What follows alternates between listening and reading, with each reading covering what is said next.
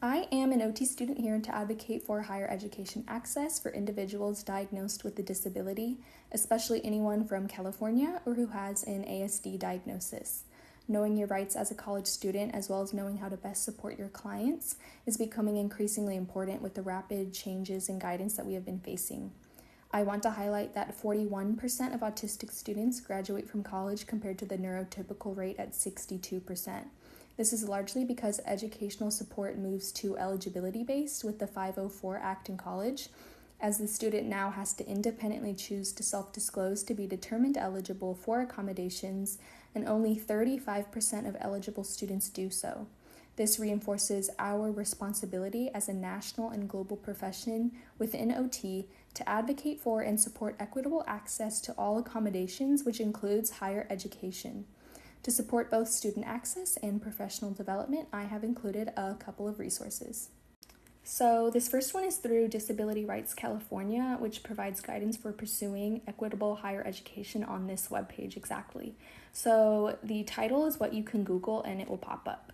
The parts I want to highlight are that it includes how to go about self-disclosing, requesting, and receiving support through steps. And this can really help a prospective student go through this process. It also goes over how to challenge denials by the school in various ways, best practices in navigating these services, and also resources for further information. This same webpage also includes a sample letter for the student to request accommodations, as well as a sample support letter for professionals. The second resource provides information on potential accommodations related to a given disability, which applies to both college and employment through the Job Accommodation Network's searchable online accommodation resource or SOAR system. You can Google this or Google Jan SOAR and it will pop up. With this, whether as the OTHR student, you can determine what potential requests you think will best support you. You just put in your disability into the database search. So for instance, autism spectrum disorder. This sends you to a different web page.